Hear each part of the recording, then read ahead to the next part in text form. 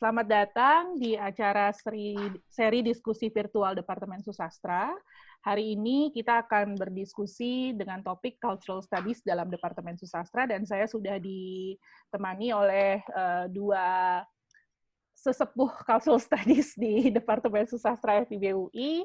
Ada Ibu Melanie Budianta dan Pak Mandeke Budiman, dan saya sendiri, Syuri Maria Sigeti Tambunan. Kami bertiga akan diskusi serius tapi santai ya mengenai cultural studies, terutama mengenai pemosisian cultural studies dalam keilmuan baik di Departemen Susastra maupun di FIB UI. Format diskusinya adalah tanya jawab, jadi ada beberapa pertanyaan yang sudah kami siapkan dan akan direspon oleh para pembicara, Bu Melanie, Pak Mandeke, dan juga nanti oleh saya seperti itu. Baik, mungkin kita mulai dulu dengan masing-masing pembicara menjelaskan gitu ya bagaimana kami bertiga terjebak atau memasukkan diri ke dalam bidang ilmu yang namanya cultural studies ini. Gitu. Mungkin kita mulai dari Bu Melanie. Ya, saya mulai berkenalan lah dengan cultural studies itu ketika sedang menempuh S3. Pada saat itu tahun 1990-an ya. Nah, saya berawal dari sastra memang, dan tetapi telah mendapatkan waktu itu kuliah-kuliah tentang teori-teori kritis ya, sebagai bagian dari teori sastra sebetulnya, yang melihat hegemoni, lalu mengkritisi relasi kuasa yang terbangun secara diskursif dan sebagainya seperti itu. Nah, pada waktu saya menulis tentang seorang pengarang dan seorang jurnalis yang pada saat sama seorang jurnalis di tahun 1890-an, waktu itu kira-kira saya melakukan penelitian membongkar arsip-arsip lah tahun 1890-an. Saya melihat begitu banyak pola-pola yang sama yang terjadi tahun 1990-an ketika saya berada di Amerika. Gitu. Nah, ini membukakan saya suatu perspektif. Wow, apa yang terjadi? Apa kaitan antara sastra ini dengan apa yang terjadi di luarnya gitu ya? Nah, dan ketika saya membaca, makin mendalami karya Stephen Crane waktu itu sebagai seorang pengarang dan sebagai jurnalis, saya melihat korelasi apa yang terjadi di luar, wacana di luar, koran-koran, bagaimana pembentukan perspektif tentang waktu itu perang antara Greek dan Turki yang terkait juga dengan agama, salah agama. Saya melihat bagaimana antara pembentukan wacana itu di sastra dan di luarnya sangat terkait. Jadi secara tidak langsung itu masuk ke dalam area cultural studies, walaupun pada waktu itu memang belum disebut diformalisasikan seperti itu ya. Nah, setelah saya kembali ke Indonesia, saya banyak bekerja, namun berkenalan dengan teman-teman yang bergerak di wilayah serupa di jejaring Inter-Asia Cultural Studies gitu ya. Nah, ini semakin membuat akhirnya saya tetap pada pijakan pendekatan tekstual, pendekatan yang diskursif wacana gitu, tetapi melihat berbagai macam aspek di luar itu beroperasi juga sama seperti kita membaca sebuah teks gitu ya, bisa membongkarnya.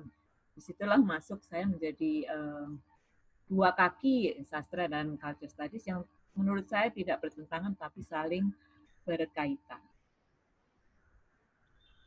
Gitu untuk sementara. Ya, thank you Bu Mel. Pak Mandeke mungkin? Ya, jadi kalau di saya itu sebetulnya ada dua momentum penting. Yang pertama tentu saja ketika Edward Said itu menerbitkan Orientalisme tahun 79-80 gitu ya. Bukan soal Orientalisme itu sendiri yang bagi saya sangat mencengangkan, tapi bahwa ternyata ilmu pengetahuan itu bisa digunakan untuk melegitimasi kekuasaan, bisa digunakan untuk menciptakan suatu kebenaran, dan disitulah kemudian kebenaran yang dihasilkan ilmu pengetahuan dan kekuasaan itu menjadi sangat intim. dan menjadi lebih menimbulkan kegalauan di saya karena Said kan khusus bicara tentang ilmu-ilmu sosial dan humaniora. Ya, gitu. Jadi pada saat itu memang jawabannya itu adalah kemudian postkolonialisme. Gitu. Ya, tetapi dengan sangat cepat kemudian solusinya menjadi seperti preskriptif gitu ya. Apapun penelitiannya ujungnya ya itu saja gitu. Jadi ketimpangan kuasa barat dan timur. Jadi sudah mulai terbuka ada sesuatu yang keliru dengan cara kita mempraktekkan atau menekuni ilmu kita. Gitu.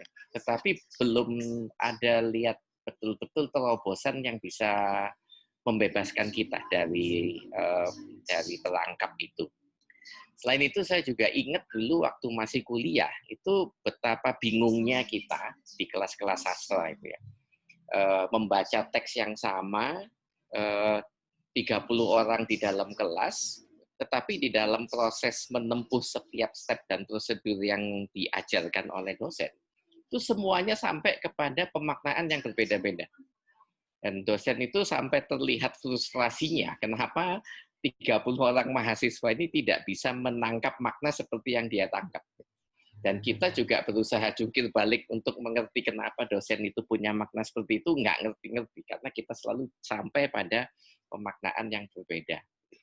Jadi ini persoalan di sastra, di satu pihak proses pengalaman pembelajaran, di pihak lain ternyata dia begitu powerful ya, sampai dipakai untuk menjustifikasi tindakan kekuasaan dan melegitimasi suatu kekuasaan. Padahal kalau kita lihat pengalaman proses pembelajarannya itu sangat tidak ilmiah banget gitu kesannya. Nah, momentum kedua itu adalah Mei 98.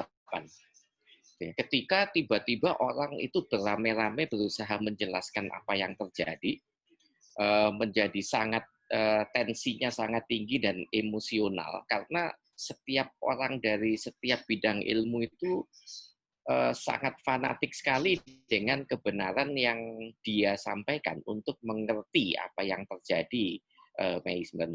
Jadi dari ekonomi seperti ini, dari politik seperti ini, dari sosiologi seperti ini, sekarang pun terjadi ya COVID-19 ini orang bagaimana kekeh gitu ya pada kepercayaan penuh bahwa ilmunya lah yang paling bisa menjelaskan atau menemukan kebenaran di balik peristiwa. Jadi dua itu yang membuat saya, sementara kita waktu itu di sastra itu lebih banyak jadi penonton pasif. Karena kita bingung ini ilmu sastra kalau mau ngomong tentang krisis 98 itu mau ngomong dengan cara seperti apa, kalau mau bicara tentang COVID-19 itu bagaimana caranya gitu. Nah, maka saya kemudian sampai pada culture studies. Tadinya tentu saja lewat S2 ya tahun 90-an awal karena saya ambil sastra bandingan dan sastra bandingan itu dianggap yang sangat politis dan progresif pada waktu itu. Gitu. Tapi itu mulai membuat saya belajar atau dilatih untuk melihat kebenaran ilmiah ilmu kita sendiri dengan kacamata lebih kritis dan tidak cepat-cepat itu tenggelam di dalam euforia tawaran kebenaran yang dihasilkan oleh ilmu saya. Jadi saya bisa mulai melihat bahwa dibandingkan dengan metode ilmiah yang lain, yang memang tujuan akhirnya itu mencari, menemukan, dan merumuskan kebenaran di balik suatu peristiwa atau kejadian, cultural studies saya lihat itu justru kritis terhadap kebenaran yang ditemukan itu sendiri. Jadi dia membukakan pintu bagi kita untuk menyikapi lebih kritis kebenaran yang tadinya sudah mau diasumsikan sebagai final, gitu ya. Nah, ini membuat kemudian tentu saja saya mencoba bereksperimen dengan sastra, karena sastra itu kelemahannya dianggap banyak orang itu adalah susahnya untuk mencapai konsensus tentang kebenaran atau pemaknaan. Dan justru inilah bagi saya kalau dilihat dari culture studies yang menjadi kekuatannya sastra, dan itu akibatnya sastra itu membuka pintu lebih lebar dan lebih tanpa hambatan bagi masuknya cultural studies sebagai suatu metode memaknai dan membaca dibanding kalau ke ilmu-ilmu yang lain. Kira-kira seperti itu dulu. Terima kasih Pak Maneke. Mungkin kalau saya pribadi sedikit berbeda dengan Pak Maneke dan Bu Melani ya, karena saya masuk justru ketika cultural studies itu sudah menjadi sesuatu gitu ya. Kalau dulu kan Bu Melani memang yang namanya cultural studies saja belum ada gitu ya. Saya memang keterlibatan saya dalam cultural studies sebenarnya dimulai dari S1 karena di program studi Inggris itu ada mata kuliah yang berkaitan dengan cultural studies gitu. Tapi saya baru betul-betul masuk ke dalam cultural studies yaitu ketika saya masuk ke S2 cultural studies di FIB tahun 2005.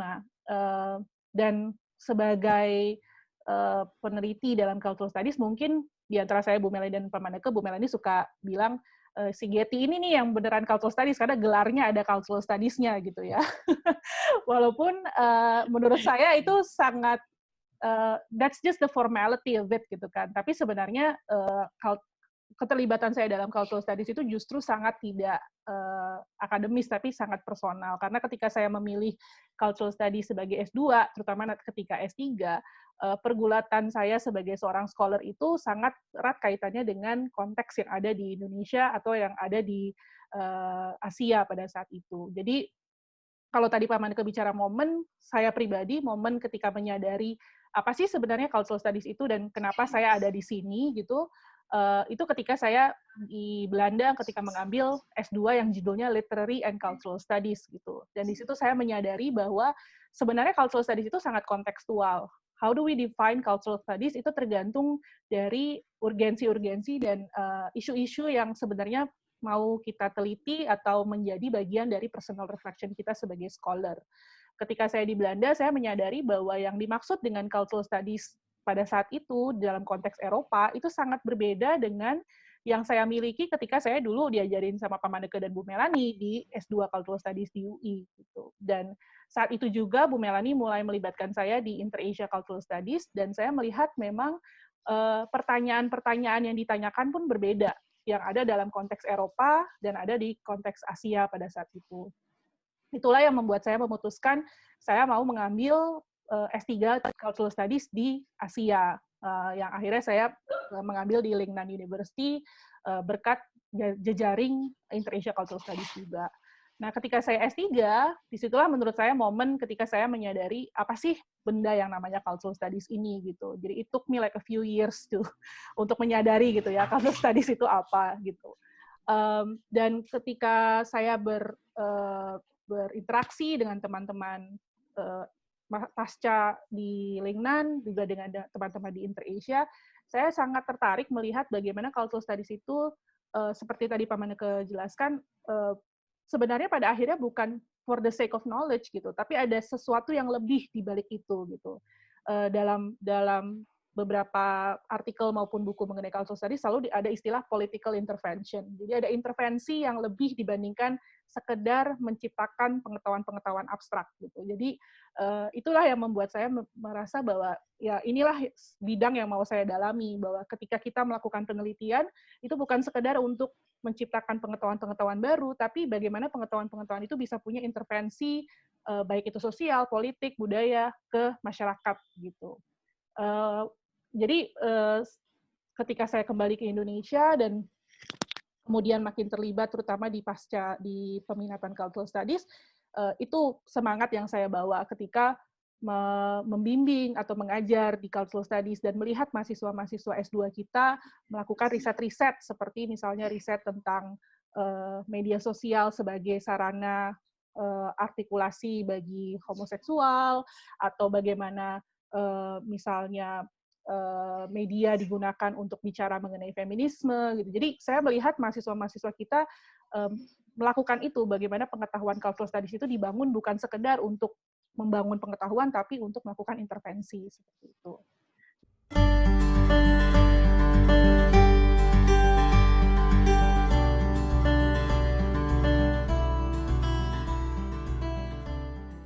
Ya, mungkin kita ke pertanyaan berikutnya ya, yang mungkin menjadi inti dari diskusi kita hari ini, yaitu bagaimana sih kita memosisikan cultural studies dalam keilmuan di FIB, terutama di Departemen Susastra. Pertanyaan ini penting untuk mungkin bukan mengklarifikasi, tapi untuk memberikan pengetahuan atau semacam pemahaman gitu ya, bagaimana apa sih yang sedang dilakukan cultural studies gitu di dalam departemen ini gitu, karena dari namanya saja sudah beda gitu ya, dan bahwa cultural studies kemudian didefinisikan hanya sebagai kajian budaya itu juga agak seperti sedikit mengambil nyawa dari cultural studies itu sendiri gitu kalau diterjemahkan secara harafiah sebagai kajian budaya gitu.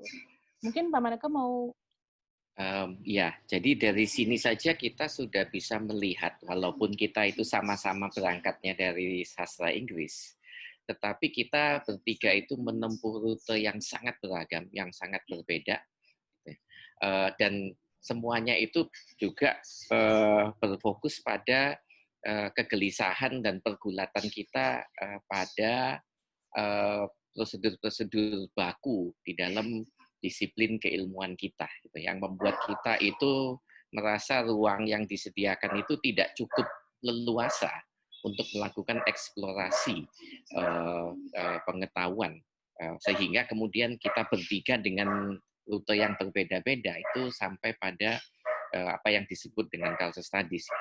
Tapi sekarang mari kita lihat Departemen Ilmu Susastra sendiri atau Ilmu Susastra sendiri. Itu sekarang ada 4 peminatan. 4 peminatan itu kesamaannya di mana coba? Tapi semuanya dengan tanpa bermasalah itu bisa diakomodasi oleh yang namanya ilmu susastra. Yang namanya kajian tradisi lisan itu belajar tentang ritual, seni pertunjukan, yang juga lebih banyak merupakan fenomena praktek sosial daripada tekstual. Betul. Kita kalau melihat filologi itu bahkan sebetulnya disiplin ilmu sendiri yang lebih tua bahkan barangkali dari apa yang kita kenal dengan ilmu sastra gitu. Tetapi dengan tanpa bermasalah dia bisa blending ke dalam ilmu sastra. Yang peminatan ilmu sastra sendiri itu wah gaduh-gaduhnya luar biasa, ada gender, ada postkolonialisme, ada macam-macam hermeneutika gitu ya. Jadi batasnya sendiri ada atau tidak adanya cultural studies di dalam Departemen Susastra atau di dalam ilmu susastra memang karakteristik ilmunya itu udah gaduh-gaduh ya, udah rujak gitu loh. Gitu. Sehingga sebetulnya ketika CS datang itu dia tidak mengubah banyak mapping yang ada di dalam ilmu susastra itu, tetapi dia membawa suatu cara yang baru untuk membaca, cara yang baru untuk memaknai, yang mencoba untuk keluar dari belenggu-belenggu yang pakem atau yang baku, sehingga kita bisa sampai pada cara yang baru untuk melihat fenomena atau untuk melihat apa yang ada di balik satu peristiwa. Pada intinya adalah yang ada banyak makna, dan kita tidak mau menerima makna-makna itu begitu saja. Gitu. Kemudian kita mau mencoba untuk melihat apakah ada alternatif lain di dalam memaknai sesuatu. Dan hasil yang ditelurkan oleh alternatif lain itulah yang membuka jalan bagi intervensi yang disebut oleh Getty. Kalau tidak, itu kita selalu berada dalam rantai reproduksi saja. Yeah. Gitu. Nah, ini yang mengkhawatirkan saya sebagai scholar gitu ya. Gitu. Jadi kira-kira seperti itu kalau saya mencoba melihat tempat cultural studies di dalam sastra. Itu sebabnya sebetulnya kalau kita melihat di dalam konteks akademik global, dia ada di mana-mana. Yeah. Kebetulan di FIB itu adanya di susastra, tetapi di tempat lain adanya di ilmu sejarah, adanya di antropologi, ada yang di ilmu komunikasi, ada yang di sosiologi, bahkan ada yang di arsitektur. Gitu. Jadi punya riwayat placement yang berbeda-beda, tetapi dia bisa berada di mana-mana tanpa kemudian harus menimbulkan semacam krisis lahan gitu ya. Itu. Oke. Terima kasih Pak Maneka. Saya tertarik sekali ketika Pak Maneka bilang memang batas-batas itu sebenarnya juga sudah tidak ada ya. Tapi entah kenapa mungkin kita sebagai individu gitu atau sebagai scholar secara sadar atau tidak sadar memosisikan pengotakan itu sendiri gitu. Mungkin juga ada sense of defensive gitu ya untuk keilmuan kita gitu. Padahal dalam kenyataannya memang sebenarnya batasan-batasan itu seharusnya sudah tidak ada begitu kan. Bu Melani, mikrofonnya boleh di-unmute, Bu. Oke. Silakan.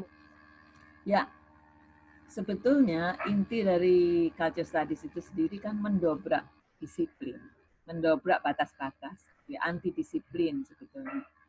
Sehingga ketika culture studies itu belum ada, sudah kita kembangkan secara pribadi dalam kerja kita masing-masing, tapi belum ada namanya gitu ya di dalam institusi kita. Tahun berapa itu saya lupa, tahun 80-an, 80-an mungkin atau sekitar itu. Kapan itu kunci kita membuat pertemuan di Trawas? 2000 bukan, Bu? 2000. Iya. 2000. Kita bertemu dengan teman-teman pelaku kunci culture studies dan teman-teman. Sebetulnya kita mengatakan bahwa sebaiknya tetap binatang yang disebut culture studies ini sifatnya cair, bisa karena dia sifatnya subversif dalam arti dia mempertanyakan seperti kata Pak Maneke ya, mempertanyakan, mengkritisi bangunan-bangunan wacana dominan dan sebagainya. Itu berada di ruang antara atau di ruang-ruang yang tidak terjebak dalam disiplin yang kaku gitu ya. Tapi bagaimanapun juga untuk melakukan perubahan sosial, untuk menggerakkan masyarakat, kita perlu intervensi-intervensi yang kreatif dan kritis dan strategis juga gitu. Jadi kita akhirnya memutuskan kita tetap memanfaatkan ruang akademis itu ruang yang strategis untuk bisa bicara. Dan posisi culture studies di sastra itu bukan sesuatu yang mengherankan karena asal mula culture studies itu justru di program studi Inggris juga di sastra di Birmingham gitu ya, di literary scholars, orang-orang dari bidang sastra ya, yang kemudian melihat dengan kacamata yang sedikit berbeda, mempertanyakan sebetulnya bangunan-bangunan yang disebut budaya tinggi, budaya rendah dan sebagainya itu, lalu melihat apa sih ini norma-norma atau yang disebut budaya tinggi, sastra kanon, dari perspektif orang yang tidak punya privilege atau tidak punya kemudahan atau peluang untuk berada di dalam kelas sosial tertentu gitu. Maka dia akan melihat ini kok tidak saya alami dalam kehidupan sehari-hari. Maka culture studies yang pertama itu dari kalau kita pakai Raymond Williams adalah culture is ordinary. Ya. Culture is ordinary dalam arti yang remeh-temeh, yang sehari-hari itu seringkali dilupakan, tidak dianggap sebagai bagian dari studi serius. Jadi oleh orang-orang dari sastra dilihat yang waktu itu menggerakkan dari bidang sastra mengembangkan culture studies melihat bahwa ini justru perlu kita angkat karena dengan mengangkat hal-hal yang remeh-temeh kita mempertanyakan batasan antara yang tinggi dan rendah, budaya tinggi dan budaya rendah. Dan di balik budaya tinggi dan rendah itu ada kekuasaan, ada ideologi seperti itu ya. Jadi dia bermula dari orang-orang sastra yang kemudian memperluas. Dulu waktu saya masih kuliah di FSUI ya, sulit mengajukan tesis tentang sastra populer itu sulit sekali karena itu kan bukan sastra yang punya nilai tinggi gitu ya. Itu kamu cuma mau mudah aja, mau gampang saja gitu misalnya gitu ya untuk karena kan isinya lebih mudah, kalau lebih gampang dimengerti, maknanya tidak kompleks gitu ya. Nah, justru orang-orang dari sastra yang mengembangkan culture studies ini melihat di balik penggolongan-penggolongan seperti itu, apa yang bisa dilihat dari sastra populer, dari lelucon-lelucon yang dianggap bukan ranahnya sastra, dari genre-genre yang detektif dan sebagainya, ternyata mengandungi semacam berbagai macam proses-proses budaya yang sangat menarik untuk diteliti. Di situ ada pembentukan misalnya norma siapa yang jahat, siapa yang baik. Yang ternyata siapa yang jahat, penjahat ini kemudian berkelindahan dengan struktur kelas, dengan struktur ras, misalnya seperti yang ditunjukkan oleh Edward Said misalnya. Gitu ya. Nah, ini kan dimulai oleh orang-orang dari sastra Inggris waktu itu. Dan banyak sekali pelopor-pelopornya yang bergerak. Edward Said sendiri mulai dari sastra Inggris gitu. Dia mencoba melihat bagaimana protagonis-protagonis dari semua karya klasik itu mempunyai pola representasi tertentu. Gitu. Jadi itu sebabnya tidak heran bahwa dia bermula dari sastra dan bisa dikembangkan di sastra. Jadi Departemen Sastra merupakan tempat yang strategis. Kita bisa membaca karya, mengikuti Said, metodologinya sudah ada gitu ya, untuk membongkar karya-karya itu, melihat bagaimana hegemoni budaya itu yang sifatnya meliankan orang lain itu terbangun gitu. Dan itu kemudian kita bisa lihat, oh teksnya bisa sastra, bisa koran, bisa pidato gitu ya, dilebarkan untuk ke genre-genre yang lain. Tapi memang perspektifnya seperti kata Pak Nato yang berbeda. Pertama, culture is ordinary, kita melihat mendobrak batas antara yang tinggi dan rendah. Kemudian melihat kenyataan itu sebuah konstruksi sosial yang perlu dilihat sebagai konstruksi sosial. Waktu kita seorang perempuan itu apa gitu ya?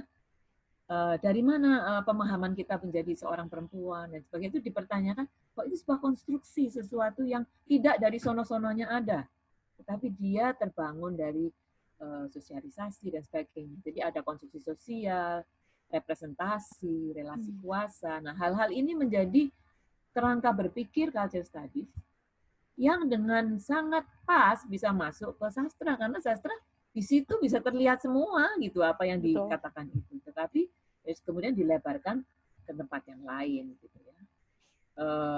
Jadi menurut saya memang secara strategis dia ada di sastra. Nah, tetapi kita sekali lagi diingatkan oleh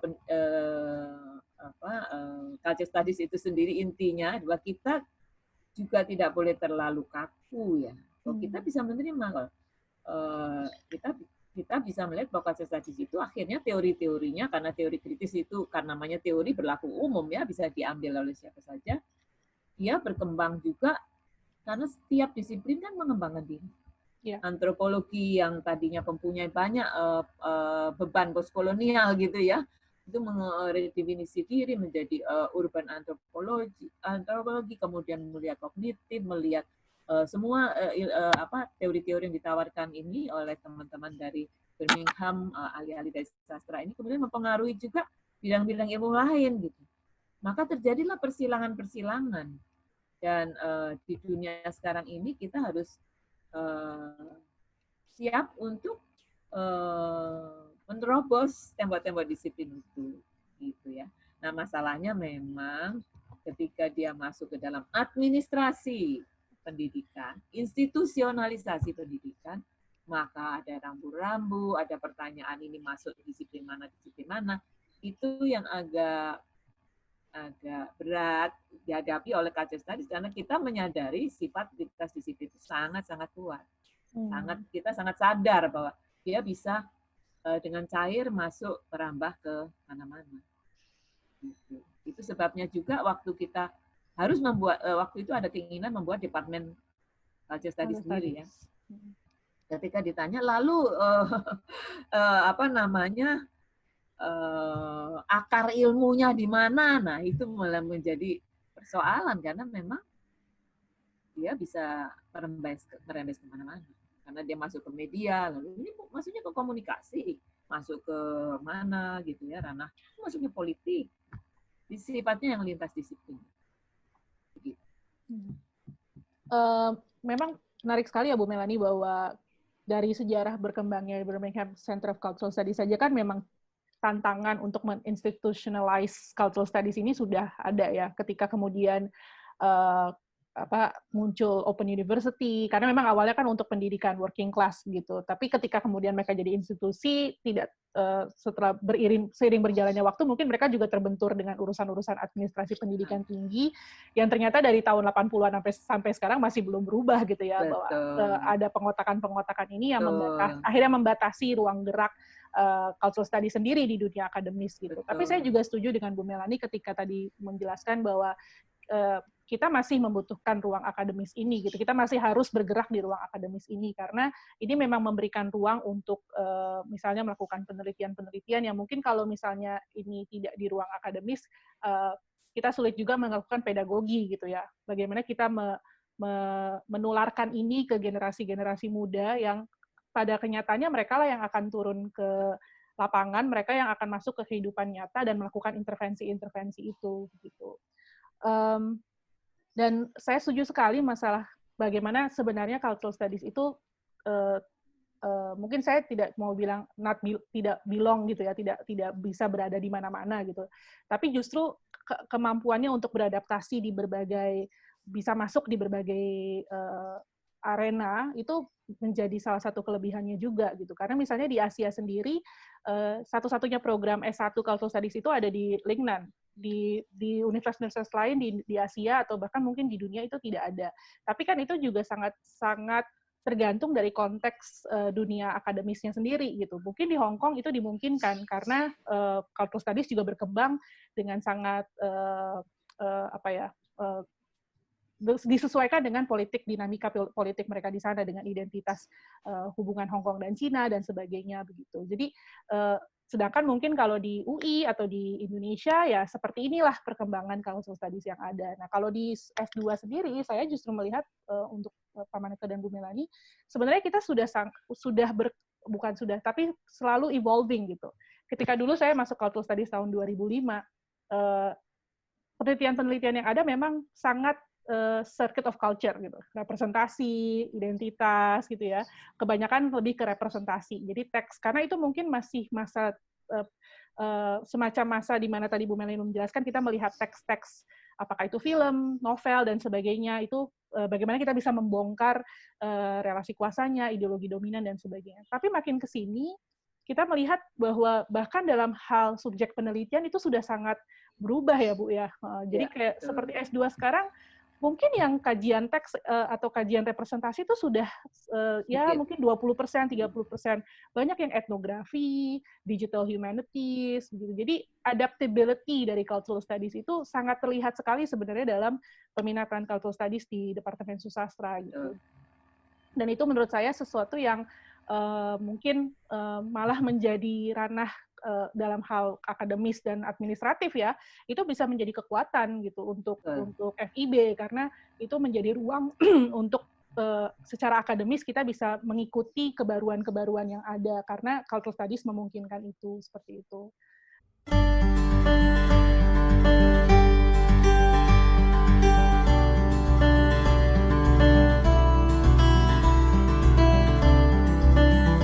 Nah, mungkin ada satu pertanyaan dari orang-orang gitu ya. Sebenarnya apa sih bedanya dengan area studies gitu? Karena kan di FIB kita punya departemen kewilayahan gitu. Walaupun tadi kita sudah menjawab sebenarnya bahwa cultural studies itu ya sebenarnya tidak harus bisa ada di mana-mana gitu. Tapi kalau misalnya kalau kita diminta untuk menjelaskan apa sih bedanya antara cultural studies dengan area studies, kira-kira seperti apa? Bu Melanie atau Pak Maneka? Bu Mel atau saya? Silakan Pak Maneka. Ya, jadi pertanyaan seperti itu, termasuk juga pertanyaan tentang kedudukan cultural studies di susastra itu sebetulnya titik keberangkatannya keliru. Lagi-lagi bagi saya ini adalah sebuah pintu masuk di antara banyak pintu yang ada. Sebuah cara untuk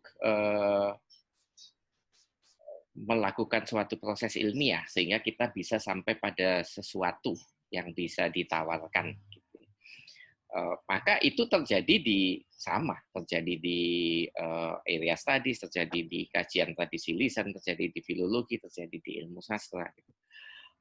Jadi perbedaannya sebetulnya di mana? Tidak ada, kecuali adalah bahwa karena cara yang ditawarkan cultural studies itu bukan yang penting atau melulu pada proses untuk mencari makna atau dalam kurung kebenaran, tetapi justru untuk menyikapi secara kritis makna atau kebenaran itu, maka dia menjadi satu berbeda.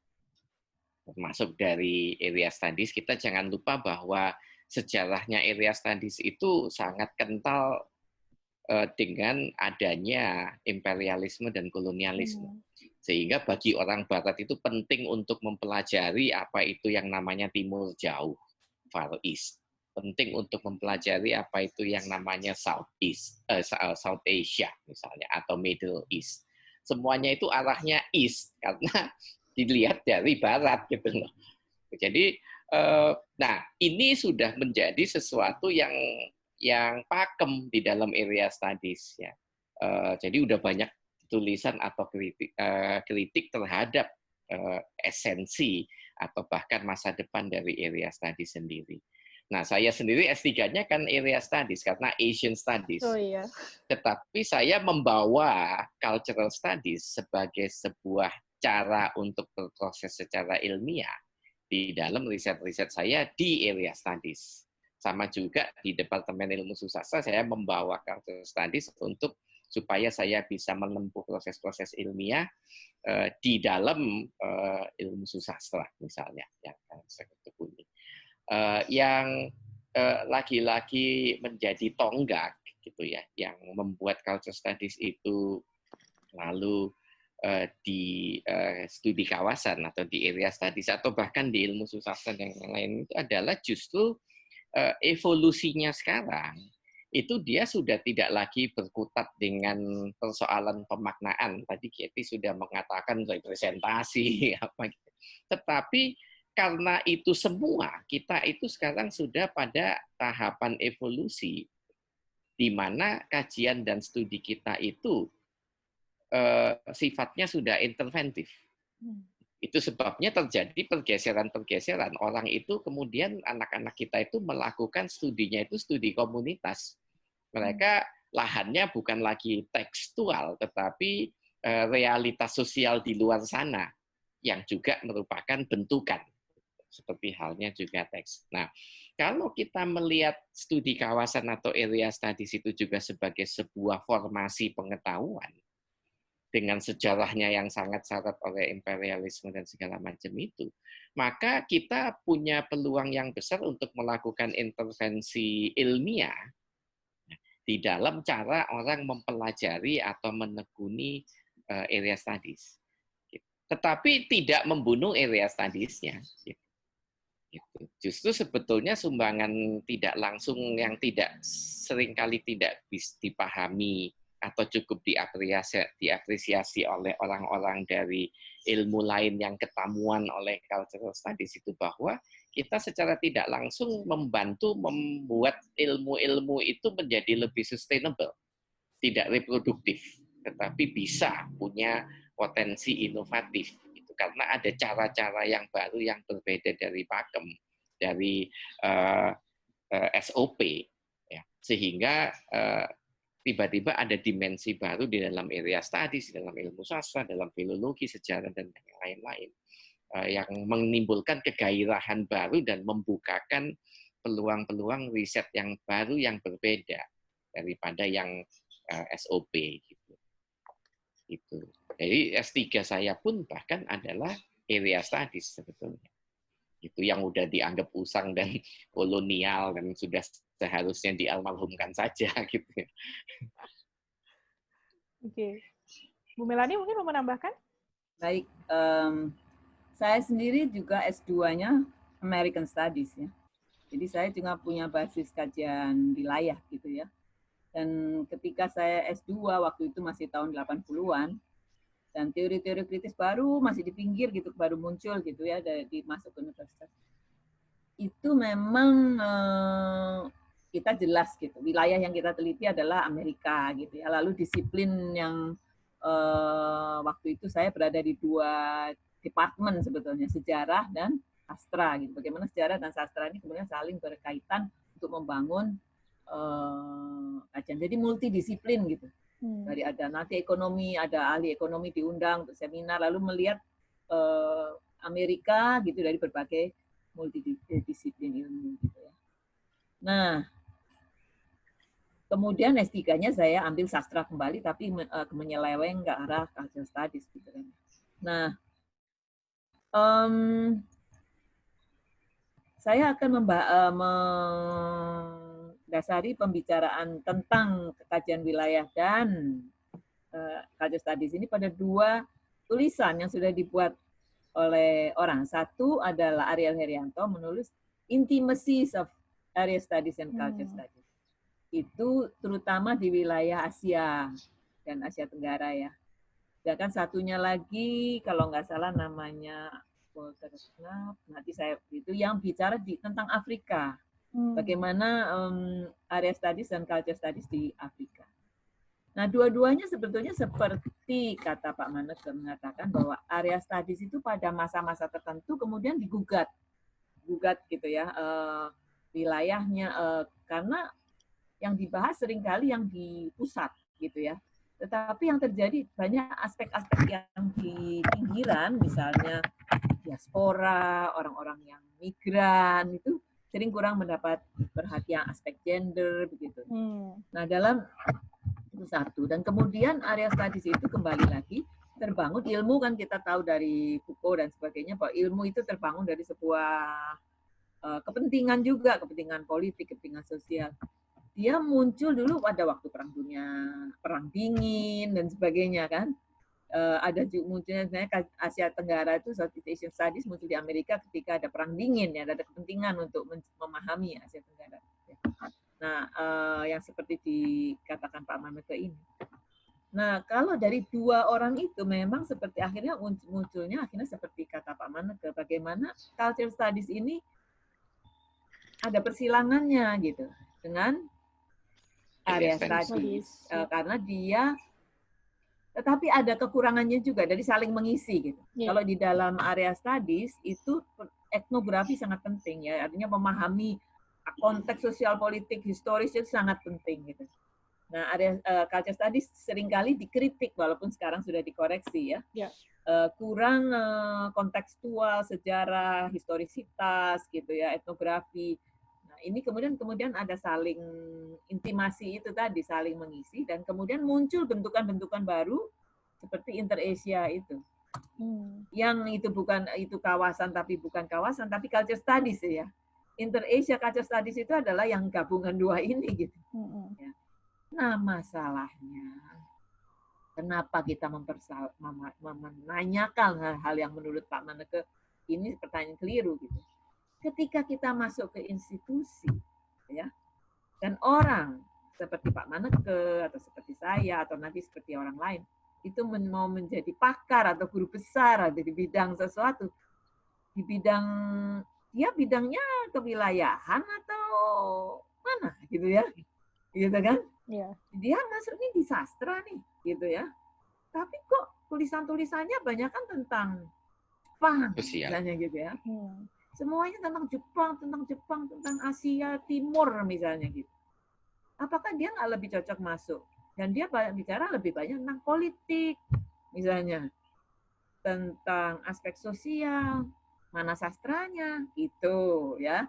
Jadi pertanyaan-pertanyaan seperti ini akan muncul gitu. Padahal kita memahami ya, dan sejauh mana gitu. Metode itunya apa namanya?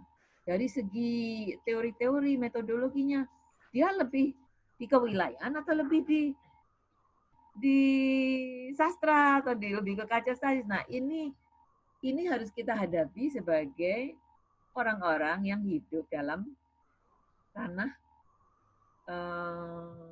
administrasi, birokrasi pendidikan tinggi, harus ada justifikasinya. Nah, seringkali inilah yang membuat menjadi berat karena memang itu persilangan gitu. Persilangan antara kedua ini. Jadi sebetulnya ketika memilih masuk ke satu atau kedua itu ya apakah dia duduknya di kajian wilayah atau kewilayahan atau itu kembali lagi itu adalah pemosisian yang dengan sendirinya nanti punya implikasi birokratis, implikasi seperti ini dan kita akan masih menghadapi tembok-tembok ini ya, yang terus akan mempertanyakan ininya apa. Nah, sebagai ahli-ahli culture studies kita ini agak berat gitu untuk menjelaskan yang sifatnya sangat sangat cair ya, menghadapi yang seperti itu. Tapi intinya kalau kajian wilayah ya dia memang berurusan dengan satu ya border atau batas itu bisa sangat dipertanyakan karena sekarang kan transnasional gitu. Karena itu maka disebut mengapa kadang-kadang kajian wilayah dipertanyakan gitu, waktu itu dianggap sudah agak surut gitu karena transnasionalitas dan globalitas itu sangat kuat mendobrak batas-batas wilayah, apakah itu nation state ataupun yang lain. Tetapi menurut saya juga nation state atau batas-batas itu sekarang juga semakin diperketat lagi gitu setelah krisis-krisis ini gitu.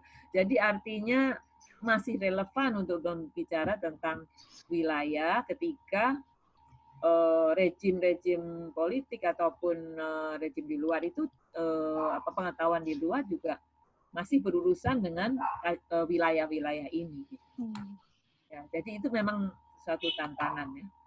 Ya, jadi kalau sorry Pak Maneke, kalau boleh saya ambil sedikit gitu ya tadi dari Bu Mela dan Pak Maneke, ketika kita masih dan ini realitanya ya, ketika kita masih bicara mengenai bidang ilmu, itu melihat teorinya apa, metodologinya apa, objek risetnya apa gitu.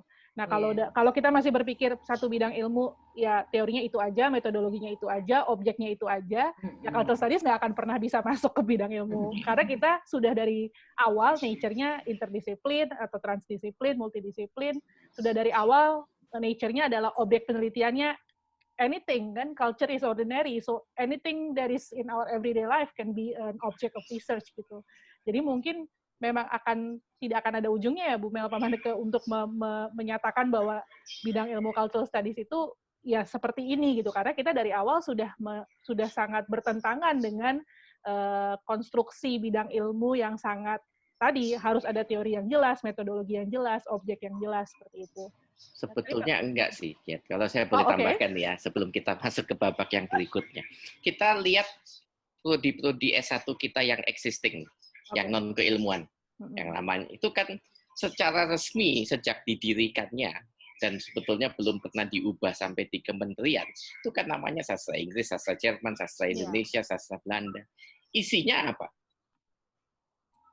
Linguistik,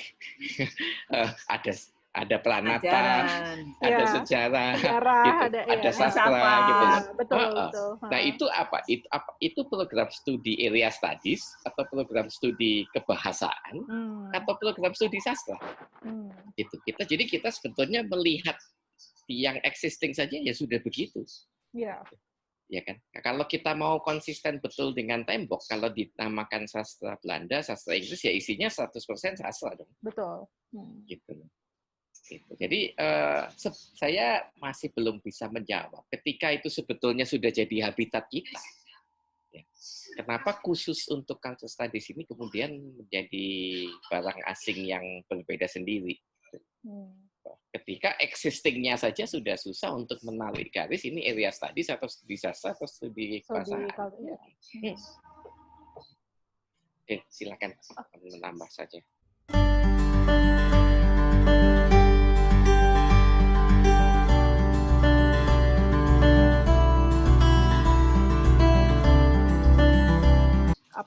Kita mungkin mulai dengan the object of research sendiri gitu, karena banyak pertanyaan bahwa kenapa sih cultural studies mempelajari apa yang kita sebut remeh-temeh gitu ya. Misalnya Bu Risa Permanadeli meneliti tentang WC, lalu ada yang meneliti Pak Seno Gumira meneliti tentang bungkus wingko babat gitu kan. kenapa objek-objek ini yang dipilih menjadi objek penelitian. Saya sendiri juga ketika memilih cultural studies, terutama ketika S3, memilih untuk mempelajari mengenai sinetron, gitu, drama Korea, drama Jepang, gitu kan. Pertanyaan, mungkin orang-orang seperti bertanya-tanya gitu, tapi itu kemudian ini juga menjadi semacam asumsi bahwa cultural studies itu cuma itu ya gitu. Cultural studies itu kerjanya cuma ngutak-ngatik itu gitu. Padahal kita tahu seperti sekarang Bu Melani risetnya mengenai kampung gitu. Terus kita, bahkan cultural studies juga seperti Pak Hilman Farid gitu itu kan mempelajari tentang sejarah misalnya gitu. Jadi sebenarnya kan tidak melulu tentang hal-hal yang tadi saya sebutkan gitu. Bagaimana pendapat mungkin Bu Melani? Ya, kalau kita mulai tadi dengan culture is ordinary, bahwa semua bagian dari hidup kita itu mempunyai posisi dan penting dan bisa dilihat kaitannya dengan apa yang kita anggap hal-hal yang besar. Misalnya kalau di feminis itu ada istilah the personal is political. Jadi apakah kita boleh menyetir atau tidak, gitu ya, perempuan boleh menyetir atau tidak. Itu bukan persoalan remeh-temeh, itu adalah persoalan pembagian ruang publik, domestik dan publik, dan kemudian posisi ideologi gender di situ. Kenapa perempuan diposisikan di dalam ranah domestik sehingga dia tidak boleh keluar dan menyetir itu menjadi suatu yang sifatnya sangat politis gitu. Iya. Sehingga orang bisa berdemo gara-gara melihat seorang perempuan yang menyetir di jalan misalnya begitu di Timur Tengah misalnya. Nah, jadi pada saat yang sama juga objeknya tidak terbatas pada hal yang remeh-temeh, tapi justru keterkaitan berbagai macam hal yang sifatnya lintas disiplin itu. Dia bisa mempersoalkan misalnya ruang-ruang, bagaimana ruang itu ditata di kota gitu ya, yang terkait dengan ternyata itu terkait dengan konstruksi identitas tertentu gitu, atau diskriminasi terhadap ruang gerak satu komunitas tertentu. Dia bisa bicara tentang apa ya, praktek-praktek misalnya kita melihat bagaimana kampung itu ya sebagai ruang antara kota dan desa gitu ya, antara rural dan urban. Itu bagaimana dia terkonstruksikan dan ditata gitu ya dalam sejarah pengetahuan kita, dan kita bisa mempersoalkan itu dari perspektif cultural studies dan bisa melakukan intervensi dengan pendekatan transdisiplin dan sebagainya. Jadi objeknya bisa apa saja, tetapi caranya tadi, perspektifnya yang membedakannya itu bagaimana perspektif kita mengelola, meletakkan objek-objek itu dalam penilaian kita.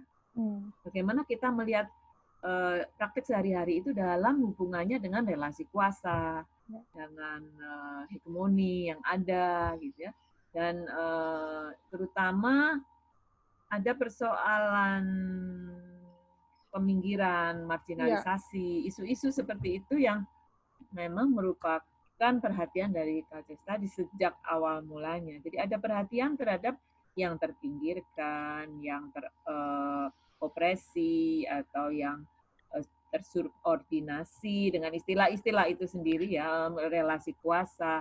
Nah ini adalah perhatian dari culture studies dengan tentu saja tujuan untuk melakukan perubahan. Dengan mengemukakan ini, maka bisa terlihat bahwa yang kecil sepele itu ternyata misalnya boleh dikatakan itu merupakan yang satu praktek sederhana, misalnya itu ternyata kekerasan simbolik misalnya gitu, yang kita internalisasi dalam kehidupan kita sehari-hari. Dan dengan menyadari bahwa itu kekerasan simbolik, barangkali kemudian ada alternatif, bahwa itu tidak harus kita seperti itu ya, bisa ada cara lain atau alternatif lain.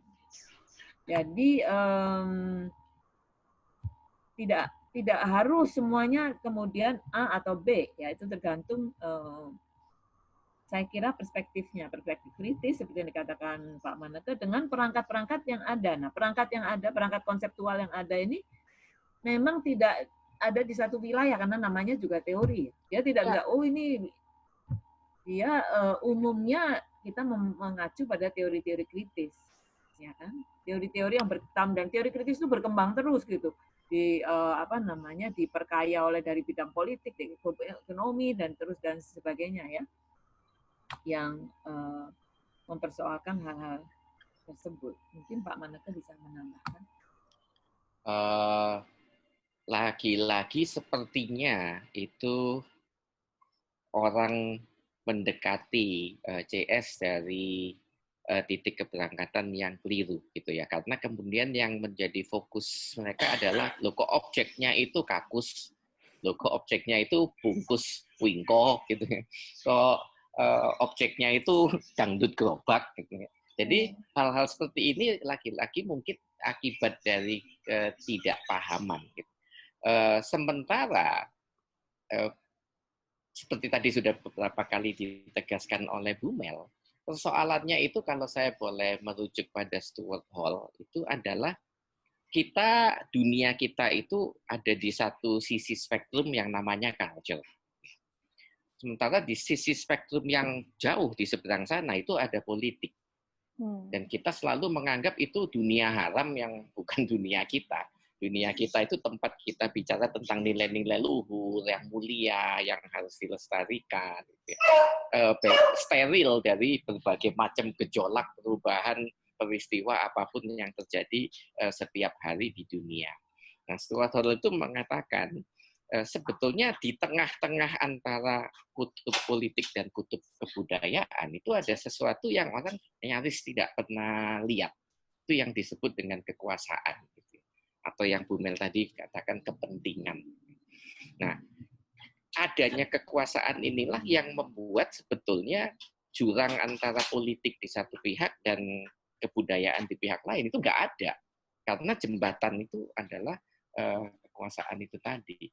Sehingga kalau kita kemudian apapun objeknya, apakah bentuk jamban, apakah bungkus wingko babat, gambar kereta api di berbagai macam kemasan wingko, itu bukan itunya yang penting. Tetapi bagaimana hal-hal yang sangat banal, yang sehari-hari, yang sudah menjadi habitus bagi banyak orang, gitu ya. Sehingga kemudian orang tidak lagi melihat itu sebagai tempat untuk mencari-cari masalah, gitu ya. Orang selalu kemudian ilmu itu mau mencari masalah yang sama sekali baru, yang belum ada sebelumnya. Sementara CS itu justru melihat masalah itu ada di yang existing. Karena kepentingan atau kekuasaan itu dengan sangat mudah itu melesapkan dirinya di yang existing tanpa menimbulkan kehebohan, gejolak, revolusi gitu. Jadi karena dia sudah menjadi habitus yang sangat intim bagi hidup kita sehari-hari. Nah, oleh sebab itulah interest dari cultural studies itu pada melihat kembali kepada yang existing, yang sudah dianggap bukan lagi perlu diteliti. Bagaimana kekuasaan, kepentingan itu justru bisa terus bergulir lewat yang existing. Thank you Pak Maneka. Mungkin saya menambahkan juga ya tadi Pak mengenai bahwa CS itu mencari masalah yang sudah berada di existing situation saat ini gitu. Menurut saya remeh-temeh itu justru kenapa menjadi bagian penting dalam penelitian CS, karena justru itu adalah hal-hal yang sudah sangat, tadi Pak Maneka menggunakan istilah habitus gitu ya, sudah sangat kita maklumi gitu dalam kehidupan sehari-hari, sehingga kadang kita suka tidak menyadari bahwa di balik itu sebenarnya ada konstruksi-konstruksi tertentu yang secara tidak sadar, unconscious, itu memarginalkan atau mengkerdilkan gitu ya pihak-pihak tertentu gitu kan. Jadi itulah sebenarnya yang saya lihat menjadi nafasnya cultural studies gitu kan, menggali kembali hal-hal yang selama ini kita anggap sudah jadi bagian dari kehidupan kita sehari-hari gitu, kayak nonton sinetron misalnya, atau seperti menggunakan media sosial gitu kan, kayak vlogging, orang-orang kan oh ya udah itu it's just a vlog gitu. Tapi sebenarnya ketika dia ditonton puluhan juta, ratusan juta orang seluruh dunia, vlog itu punya kekuatan kan sebenarnya gitu. Dan kalau kita hanya memaklumi itu vlog hanya sebagai hiburan, maka nilai-nilai ideologis yang ada dalam vlog itu akan dicerna seperti itu, seperti apa adanya. Padahal mungkin di balik itu semua ada ideologi rasisme di situ, ada ideologi patriarki di situ. Jadi saya melihat memang justru kalau misalnya dibilang kenapa CS meneliti remeh-temeh, ya itulah bagian dari semangatnya cultural studies gitu, untuk menggali hal-hal yang selama ini sudah menjadi semacam dimaklumi sebagai bagian dari kehidupan kita. Lalu mungkin kalau saya boleh menambahkan, selain objek penelitian, sebenarnya saya setuju dengan Pak Manito dan Bu Melani, yang menjadi inti dari penelitian itu bukan objeknya saja, tapi justru bagaimana contoh atau studi kasus itu bisa kita pakai untuk menjawab a bigger question gitu.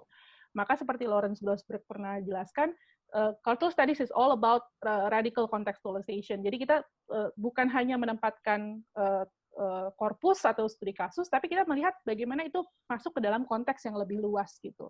Dan menurut saya yang sangat membuat saya tertarik dengan cultural studies adalah bahwa satu penelitian dengan objek yang sama di misalnya 5 negara itu bisa menghasilkan 5 penelitian yang sangat berbeda karena konteksnya yang sangat berbeda gitu.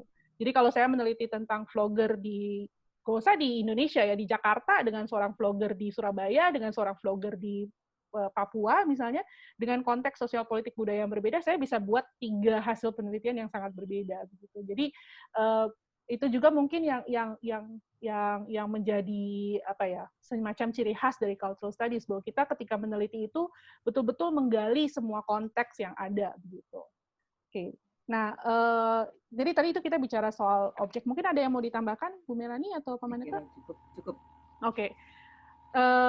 Mungkin pertanyaan lain mengenai cultural studies itu tadi sebenarnya sudah mulai agak dijawab sih ya, mengenai metode, bahwa kita tidak punya metode, kita tidak cenderung membicarakan hal-hal yang sebenarnya orang jadi bertanya-tanya, ini cultural studies atau sosiologi ya, ini cultural studies atau antropologi ya, ini cultural studies atau misalnya women studies ya begitu. Jadi sifat cultural studies yang cenderung border crossing ini gitu ya, membuat seolah-olah jadi sebenarnya seorang cultural studies scholar itu punya nggak sih perangkat teori dan metodologi seperti itu?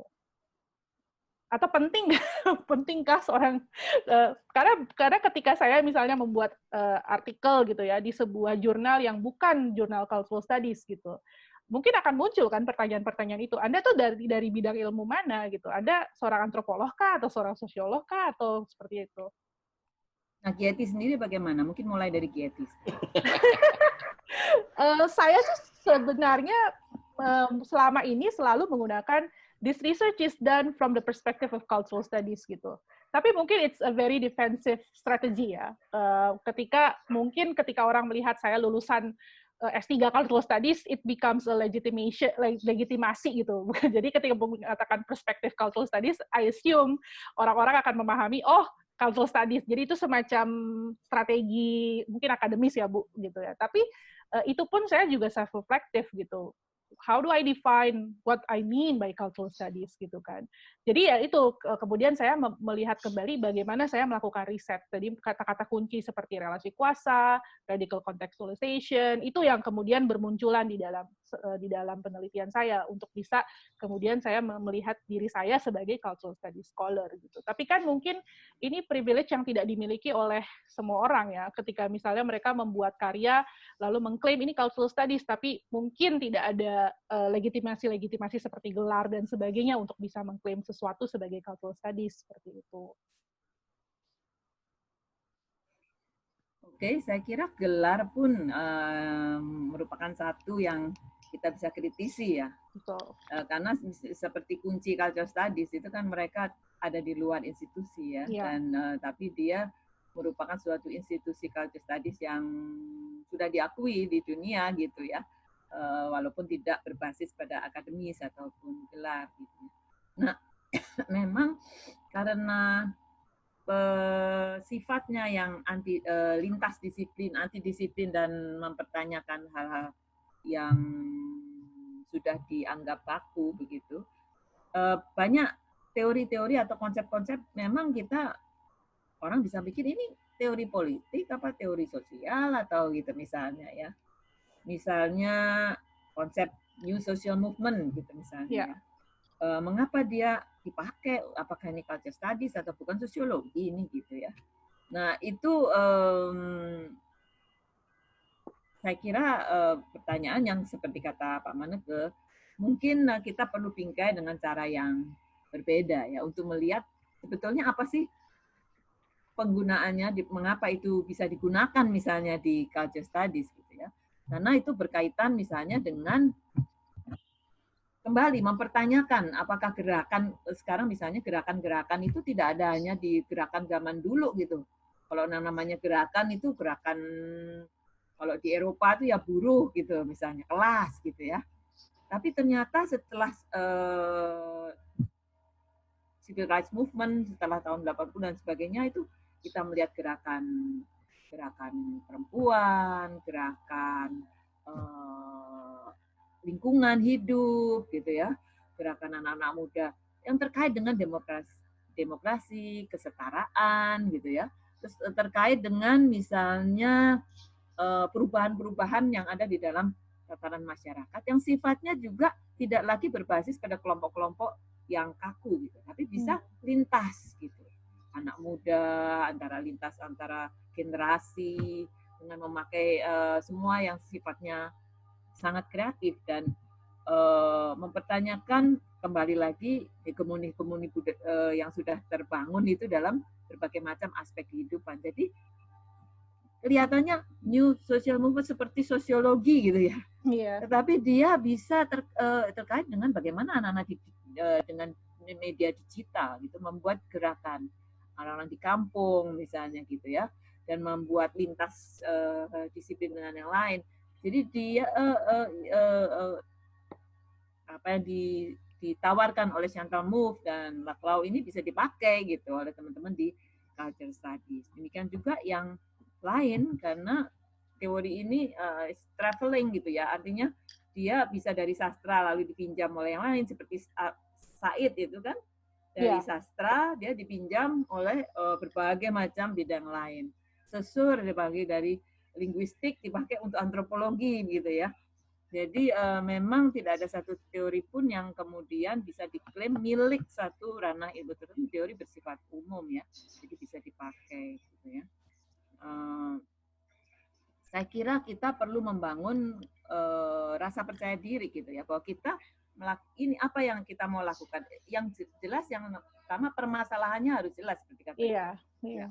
Apa isu atau permasalahan yang mau kita sampaikan dan bagaimana kita mengkontekstualisasi dan membingkai ini secara konseptual gitu. Apa yang mau kita bahas gitu dan secara kritis dan keterkaitannya nanti dengan culture studies ya kembali lagi seperti yang dikatakan Pak Manege dari awal ya, mempertanyakan, melihat bagaimana kekuasaan dikukuhkan melalui bahasa, kekuasaan dikukuhkan melalui praktek sehari-hari gitu ya, dan bagaimana ruang-ruang alternatif bisa diciptakan karena ini kan namanya intervensi ya, ruang-ruang alternatif. Karena itu saya sangat tertarik dengan kerja teman-teman di kampung-kampung gitu ya. Mereka tidak belajar culture studies gitu, tapi mereka secara kreatif membangun ruang-ruang alternatif yang bernegosiasi. Nah ini istilah-istilah kan istilah-istilah yang konseptual juga. Betul. Alternatif, negosiasi gitu. Ini pakai mana nih, Gramsci, pakai ini gitu ya kan. Ada ruang-ruang alternatif yang bernegosiasi dengan kekuasaan yang ada, dengan kapital, dengan negara gitu ya. Bagaimana mereka dalam kehidupan sehari-hari yang sebetulnya terbatas dan sangat terbatasi oleh kondisi ekonomi, sosial, ruang yang sangat sempit gitu ya. Bagaimana mereka dalam kondisi itu mencari cara gitu ya untuk bisa bertahan hidup. Nah, menurut saya praktek-praktek budaya yang dilakukan oleh teman-teman di kampung ini bisa kita maknai gitu menjadi sesuatu yang kita pahami ini loh. Kalau culture studies di Indonesia kita jangan lupa pada apa yang dilakukan ini praktek-praktek budaya di kampung gitu. Nah ini adalah kekhasan yang mungkin sudah hilang gitu di Singapura, mencari kampung udah nggak ada misalnya gitu ya, atau di mana gitu.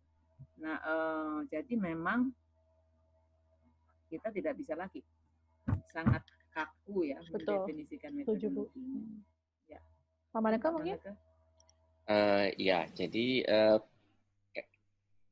saya tidak tahu apakah ini yang membedakan kita dengan yang di luar culture studies. Tetapi setahu saya ini, orang-orang yang menekuni culture studies itu tidak pernah risau atau terobsesi atau mempersoalkan teori itu punya siapa.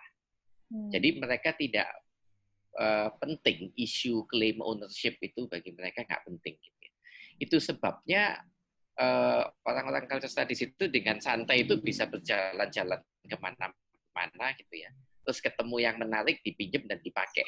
Jadi inilah yang memberikan warna atau karakter lintas disiplin di dalam culture studies. Yang barangkali disiplin-disiplin lain yang sudah lebih mapan itu tidak memiliki fleksibilitas sejauh itu. Yeah. Nah, kemudian setelah kita pinjam, ini nyewa atau pinjam, yang membuat banyak orang tercengang tetapi juga kemudian mungkin tersinggung adalah ketika terus kita memakai teori-teori atau metodologi pinjaman itu, cara kita memakainya itu terbalik dari cara mereka. Mereka memakai teori metode itu untuk sampai pada temuan.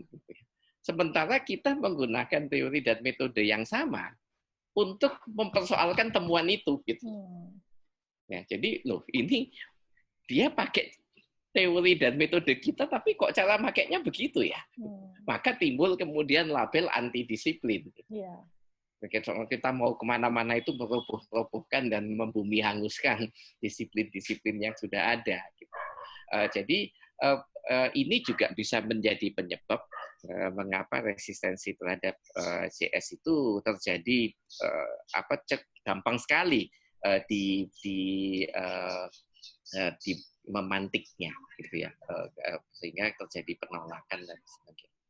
Jadi kita memang lagi-lagi tidak menjadi soal apakah kita harus bikin sendiri, karena apapun yang kemudian seolah-olah baru dan berasal dari culture studies itu akar dan sumbernya itu dengan mudah bisa ditelusuri di salah satu disiplin ilmu yang sudah ada. Apakah sosiologi, apakah antropologi, apakah sejarah, komunikasi, studi media, gitu. Tapi ya itu, kita lebih kepada fleksibilitas di dalam meminjam dan memakai. Seperti Bu Mel katakan tadi, pada hakikatnya sebenarnya tidak bisa ada yang satu pihak mengklaim bahwa itu adalah teori atau metodenya milik dia, ya, seolah-olah bisa dipatenkan atau di-copyrightkan. Nah, satu hal lagi, mengapa lalu persoalan teori dan metodologi ini bagi saya atau bagi kita bertiga itu menjadi penting? Karena kita hidupnya itu di dalam dunia akademi. Yang harus menjustifikasi apa yang kita kerjakan itu dengan lewat teori dan metodologi. Sementara orang-orang yang di luar sana itu tidak melakukan hal itu. Mereka itu melalui aktivisme dan gerakan, movement. Di mana teori metodologi itu nggak penting-penting amat. Yang penting itu strategi dan taktik. Yeah. Jadi kita sehingga mereka tidak harus ngomong tentang hegemoni, subordinasi, resistensi, tetapi mereka menjalankannya saja di dalam tataran praksis. Nah, kita yang di akademisi itu kemudian harus bergulat dengan teori dan metodologi karena itu cara kita melegitimasi dan menjustifikasi kehadiran kita di tengah teman-teman yang sudah duluan ada di rumah itu. Jadi saya sebetulnya lebih ingin mengajak orang lain itu melihat betapa banyak sebetulnya kesamaan daripada perbedaan antara kita dengan yang sudah datang duluan di FIB atau di Departemen Ilmu Susastra. Setuju, Pak. Mudah-mudahan diskusi kita hari ini sedikit atau banyak ya memberikan pemahaman bagi teman-teman mengenai cultural studies, terutama bagaimana kita mungkin bukan memosisikan diri ya, tapi bagaimana kita seperti dari Pak Manneke membuka ruang dialog baru gitu kan, daripada melihat perbedaan-perbedaan, kita justru melihat kesamaan-kesamaan atau bagaimana kita bisa saling mengembangkan diri gitu ya, membantu satu sama lain untuk mengembangkan diri dengan berbagi perspektif, berbagi teori, berbagi metodologi gitu ya, untuk bisa mengembangkan keilmuan baik di Departemen Susastra maupun di FIB secara umum gitu. Baik, terima kasih Bu Melani dan Pak Maneke atas diskusinya. Mungkin kita bisa bertemu lagi dengan di dalam dalam diskusi berikutnya. Baik, saya akhiri. Terima kasih untuk para penonton untuk melihat diskusi hari ini dan sampai bertemu di episode berikutnya di seri diskusi virtual Departemen Susastra. Oke.